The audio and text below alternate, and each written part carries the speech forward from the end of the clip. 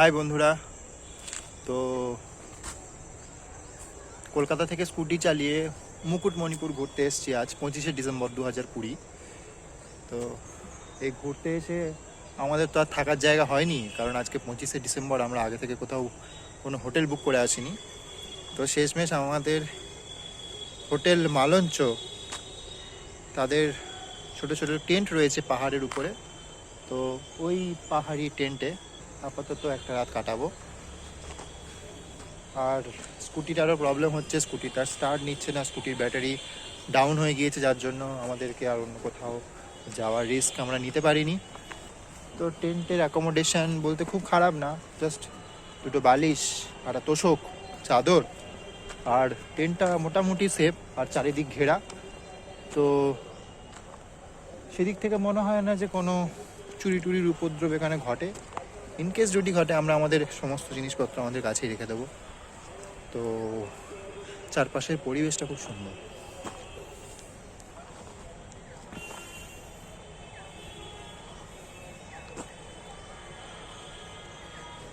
আর এই নিচে হোটেল মালঞ্চ, এই নিচে এগুলো হোটেল মালঞ্চের রুম, যেটা আমরা এখানে এসে বুকিং পাইনি। তো মুকুটমণিপুর ড্যামে গিয়ে পরে দেখা হচ্ছে।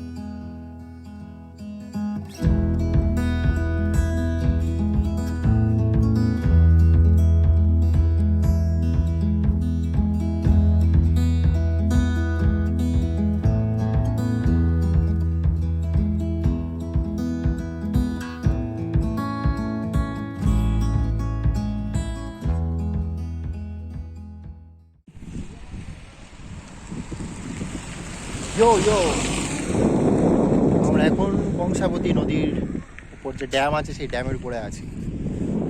আর এই ড্যামটাকে দেখে মনে হচ্ছে এটা একটা সমুদ্র। কোনো পাড়টা দেখা যাচ্ছে না, ওই দূরে বোটিং হচ্ছে। আর এখানে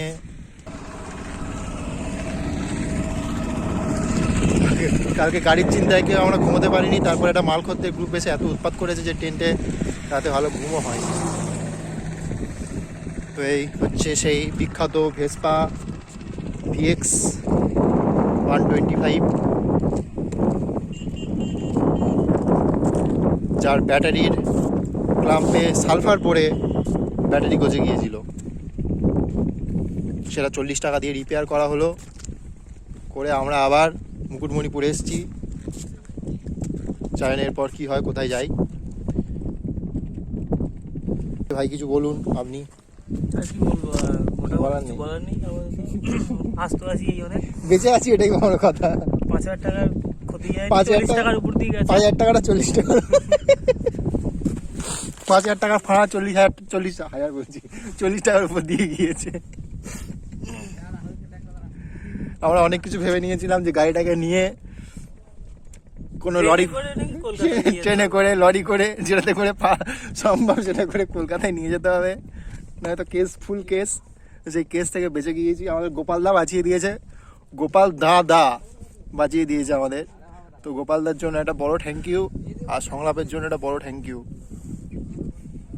ভিডিওটা সংলাপকে পাঠিয়ে সংলাপকে পাঠিয়ে দেবো।